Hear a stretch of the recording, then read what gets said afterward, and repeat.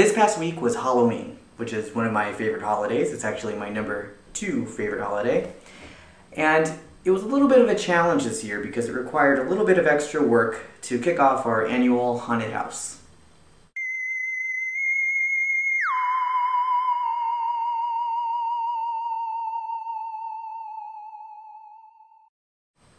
Now, I offered to pick up my cousin Chris, who lives in San Luis Obispo, up,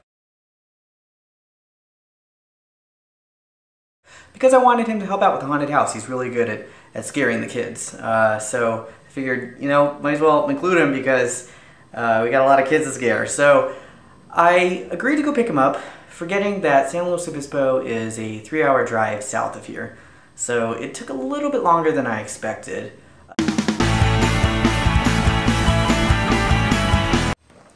So I drove down with my friend Ricky, who agreed to go with me, even after a day at work and being pretty tired. And I don't really handle driving in the dark too well on windy freeways, and Highway 101 is definitely a windy freeway. Oh my gosh, okay, it's a hill. It's a hill, I'm gonna go slow. I'm gonna brake. No, I have to brake. Okay, ooh, that doesn't sound good. Does not sound good on the brakes. Okay. Okay, more turning. Okay, I gotta go in the right lane. I'm getting heat. I gotta go in the right lane now. Darkness. This one park.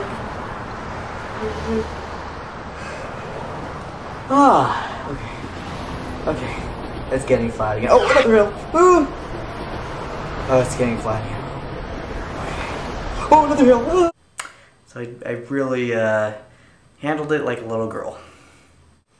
Now, this was a Friday, so there were a lot of drunk kids walking around, which, as you can imagine, was a little bit on the annoying side, based on some of the people we ran into. Yeah, Halloween! Woo! Thriller times.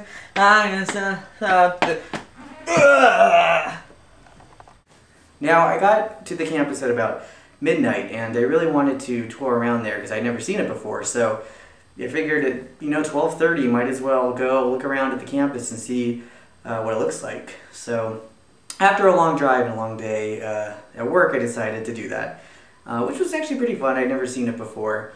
But then, got back to the room at about 2 o'clock, watched a little bit of a movie, and fell asleep at 2:30. So I was pretty tired the next day. Now, the drive back up went fine, except for the continuous stream of 45-year-olds with Bluetooths on their heads who felt the need that 80 miles an hour wasn't fast enough for their new sports cars, so they had to keep cutting me off like this and that. Every time I tried to, catch up and go in line with the truck, that would really annoy them even more, and they would just swerve and do that dramatic kind of, swerve right in front of me. So that was a little bit annoying, but besides that, the drive back in the daylight made a big difference. I wasn't as nervous and driving as much like a little girl as I was called the night before.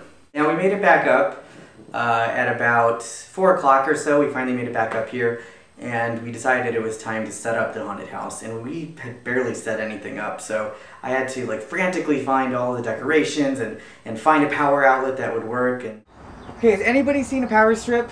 Just one power strip? I couldn't find any. I've been looking for 45 minutes. Nope, okay, no one's even here.